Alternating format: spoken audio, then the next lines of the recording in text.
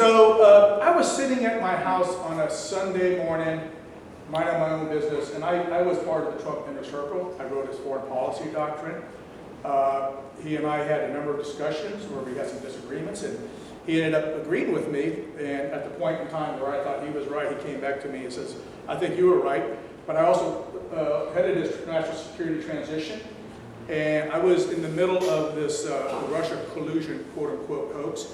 And so the FBI showed up at my door one morning on Sunday, unannounced. And I thought it was Jehovah's Witnesses. And when they knocked at my door and flashed their badges, I said, I'm sorry, but I'm going to give the same answer I would have given Jehovah's Witnesses. I'm too busy right now. I don't want to meet. And their jaws dropped. And I said, listen, I know why you're here. I was identified as the missing link between the Trump campaign and the people that were accused of collusion. And I said, I'm happy to sit down with you and tell you everything you'll need to know to put an end to this BS. And instead of setting up a time that was mutually agreeable, I ended up getting a subpoena for 19 months of my personal emails. And they were private.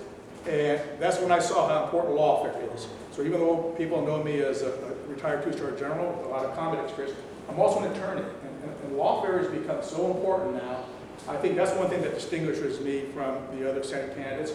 Besides my time in the Senate, actually I think I'm the only person in recorded U.S. history, and I haven't really said this much, but I do want to get fact-checked by the opposition, who's held flag rank, which is basically the rank of an equivalent of a general officer in uniform, but also in the legislative branch when I worked in the Senate, and the executive branch, both in the Pentagon and VA, but also in the intelligence community when I was a senior intelligence service there. So I'm the only one in history that's ever done that. I would like to fact check.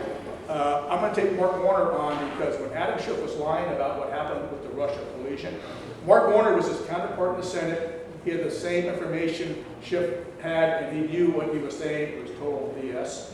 And he never said a word, and he failed to exercise leadership. So as your senator, I'll be the senior ranking military officer in the Senate, the most highly decorated combat veteran in the Senate.